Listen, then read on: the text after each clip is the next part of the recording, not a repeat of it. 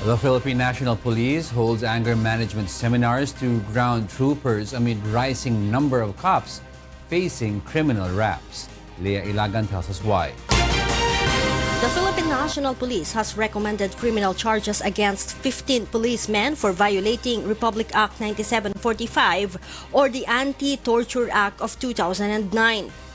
They were implicated in cases of human rights abuse from January to August 2018. Among them were 6 PO1s, 3 PO2s, 1 PO3, 4 senior police officers, and a police chief inspector or police major, the highest among the ranks. According to PNP Human Rights Affairs Office Director, Police Chief Superintendent Dennis Siervo, those with the rank of PO1 are the ones conducting the patrol and having close engagement with the members of the community. Several incidents involving cops trended on social media for allegedly violating the rights of common people. An example of which was the cop who slapped a bus driver after the latter tried to offer monetary settlement for an argument in Parañaque City. The transaction was recorded in July 2018. The Soriano brothers, who were all policemen, were caught attacking a motorist in May for traffic altercation. And the drunken cop who caught threatening and hitting 2 minors with a gun in Taguig City. So pag nandun ka sa opisina, so you are not engaged with the members of the community. So walang violation ang magagawa mo niya kung nandiyan ka lang sa office na yan. These incidents prompted the HRAO to conduct anger management seminars to ground troopers as part of their police human rights officers' course to improve their tolerance and patience, especially in the event of extreme tension and pressure. Kasi nakikita namin, pag bigla na lang nagagalit, heto yung mga violation nagagawa. Diba? Hindi napipigilan or wittingly or unwittingly nagagawa yung action na yon na hindi dapat. So pagkatapos na, pag nag-sink in na, natapos na yung galit niya, heto na, nare-realize na niya. So as a law enforcer, you should be able to manage your anger in dealing with the members of the community. Based on data, the PNP has charged a total of 674 policemen from July 2016 to May 2018, from which 19 were dismissed from the service and some were suspended while others were demoted. Leah Ilagan, UNTV, News and Rescue, Camp Crame.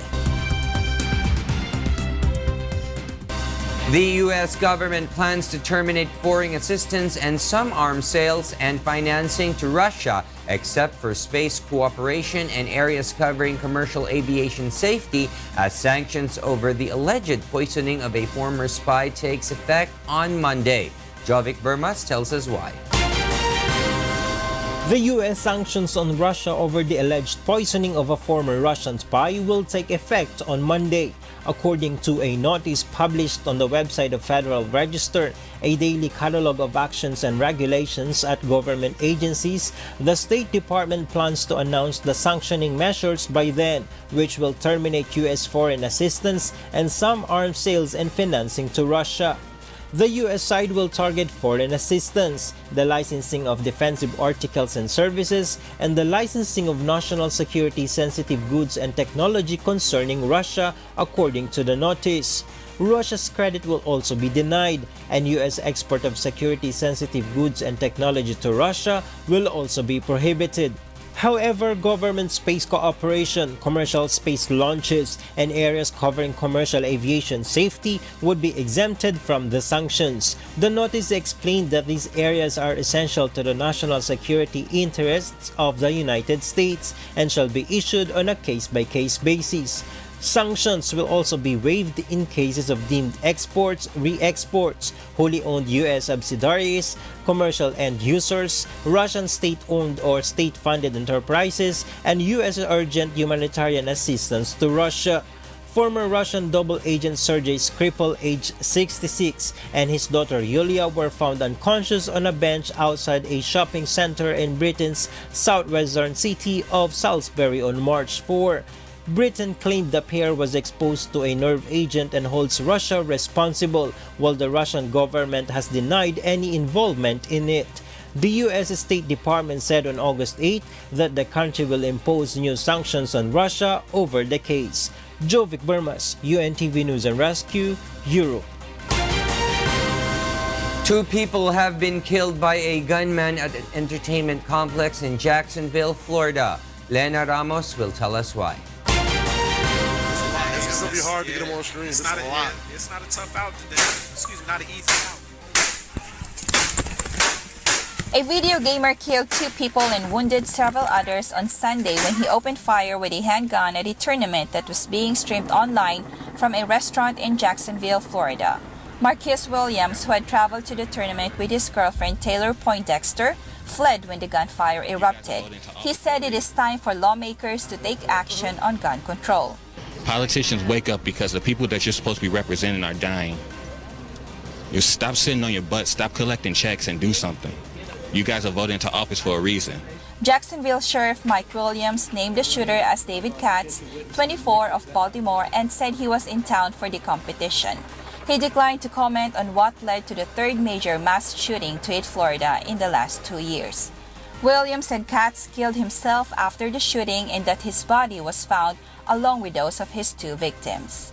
Williams said 9 people were wounded by gunfire and at least 2 others were injured while fleeing the scene. Dozens of ambulances and police cars flooded into the Jacksonville Landing, a waterfront dining, entertainment, and shopping site in the city's downtown, after several shots rang out on a sunny Sunday afternoon. The shooting took place during a regional qualifier for the Maiden 19 online game tournament at the GLHF game bar inside the Chicago Pizza restaurant, according to the venue's website. The bar was live streaming the football video game competition when the gunfire started, according to video of the stream shared on social media. In the video, players can be seen reacting to the shots and cries can be heard before the footage cuts off. We heard 1 shot and it sounded like a balloon pop. Then we heard the 2nd, 3rd, and 4th shots. And after that, that's when we dug down and then everybody else started coming out trying to escape for their lives. Local media said the shooter had been competing in the tournament and lost, then apparently targeted other players before killing himself. The latest rampage occurred amid a debate over U.S. gun laws that was given fresh impetus by the massacre in February of 17 people at a high school in Parkland, Florida. 2 years ago, a gunman killed 49 people at the Pulse nightclub in Orlando. Leno Ramos, UNTV News and Rescue, USA. Meanwhile, U.S. Senator John McCain, a celebrated war hero who climbed from the depths of despair during Vietnam War to the pinnacles of political power, has died at the age of 81. Nomer Peñaranda tells us why. John McCain, a former prisoner of war of Vietnam, who ran unsuccessfully for U.S. President as a self-styled maverick Republican in 2008, and became a prominent critic of President Donald Trump, died on Saturday. His office said he was 81. McCain, a U.S. Senator from Arizona for over 3 decades, had been battling glioblastoma, an aggressive brain cancer discovered by his doctors in July 2017, and had not been at the U.S. Capitol in 2018. Alternatively, affable and cantankerous, McCain had been in the public eye since the 1960s, when as a naval aviator he was shot down during the Vietnam War and tortured by his North Vietnamese communist captors during the 5.5 years as a prisoner. He was edged out by George W. Bush for the Republican presidential nomination in 2000, but became his party's White House candidate 8 years later, after gambling on political neophyte Sarah Palin as his vice presidential running mate. McCain lost in 2008 to Democrat Barack Obama. McCain, the chairman of the Senate Armed Service Committee, was a frequent critic as well as target of his fellow Republican U.S. President Donald Trump. In Congress, McCain built a generally conservative record, opposing abortion and advocating higher defense spending. He supported Bush's 2003 invasion of Iraq and criticized Obama for not doing more to intervene in Syria's civil war. Still, he prided himself of his reputation as a maverick and had history of working across party lines on immigration, climate change, and campaign finance reform. A dark period for McCain came as one of the Keating Five group of senators accused of improperly intervening with federal regulators to help political contributor and bank executive Charles Keating, whose Lincoln savings and loan failed in 1989 at a cost to taxpayers of $3.4 billion. McCain was cleared of wrongdoing in 1991, but the Senate Ethics Committee rebunked him for poor judgment. On July 25, 2017, McCain delivered a Senate floor speech not long after his cancer diagnosis that was widely seen as a farewell address. It included a call to fellow Republicans to stand up to Trump and for all lawmakers to work together to keep America as a beacon of liberty in the world. I hope we can again rely on humility, on our need to cooperate, on our dependence on each other, to learn how to trust each other again, and by so doing better serve the people who elected us. No more Peñaranda, UNTV News and Rescue, USA. Some young singers of Panay Island endure difficulty and long hours of travel to get to the Wishcovery Season 2 audition in Pavia, Iloilo. Leslie Longbowen tells us why. The search for outstanding young singers continues as Wish 1075 kicks off its Wishcovery audition in Visayas, here in the province of Iloilo.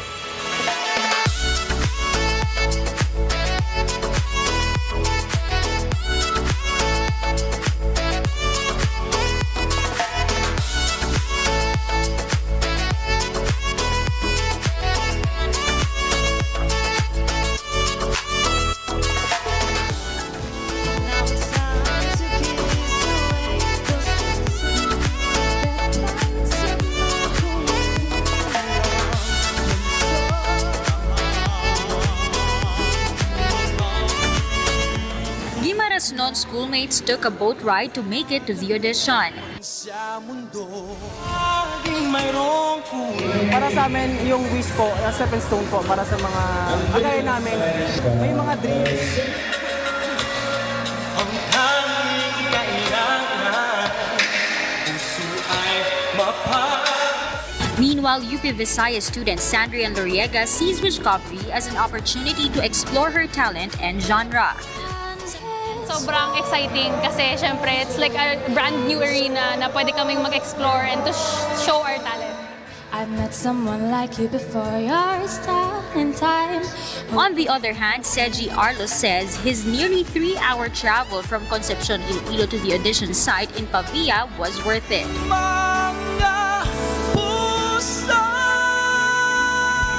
Parang magandang workplace yung Wish kasi mas minumol at saka ini-exercise talaga nila yung mga singers para okay yung vocal cord.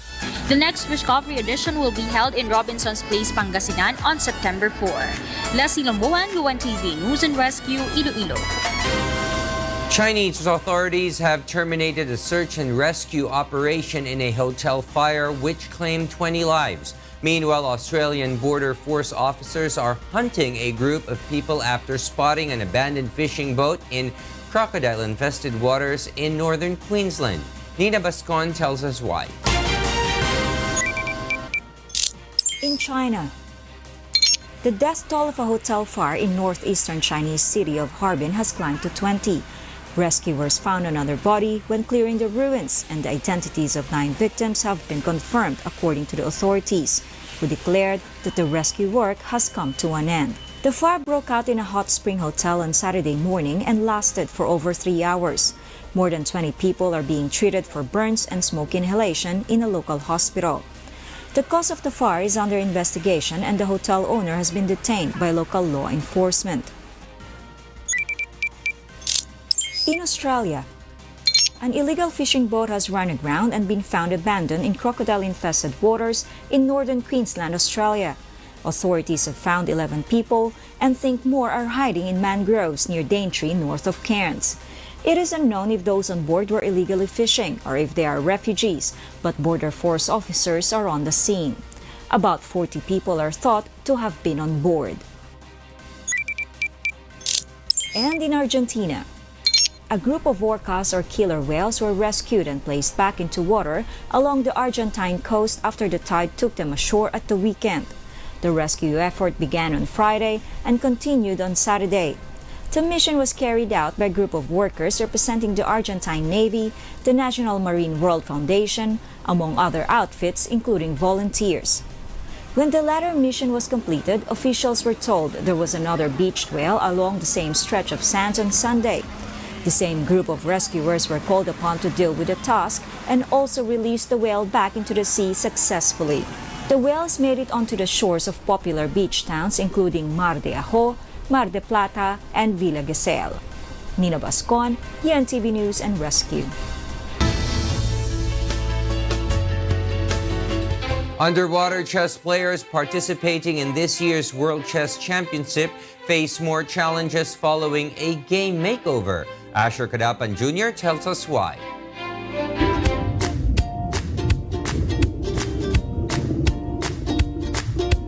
The age-old game of chess has had a quirky makeover in the World Dive Chess Championships, which took place in London on Saturday.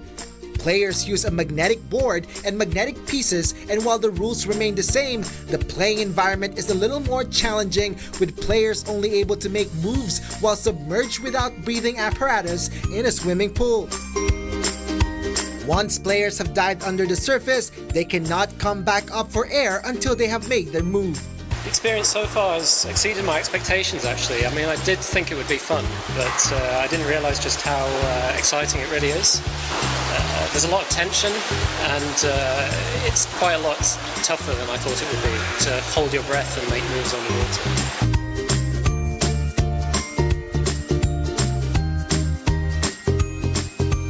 The tournament is played over 4 rounds, with each match lasting up to an hour, but average games takes around 30 to 40 minutes. After a long day in the pool, a delighted Rajko Vujatovic emerged as the winner, ending the championship with a narrow win over his nearest rival. Asher Kadapan Jr., UNTV News and Rescue. And those are the reasons behind the news, August 21, 2018. On behalf of Rheena, Villamor-Camara, and Angelo Castro III, I am William Thio, because we need to know, we will always ask why. Good evening.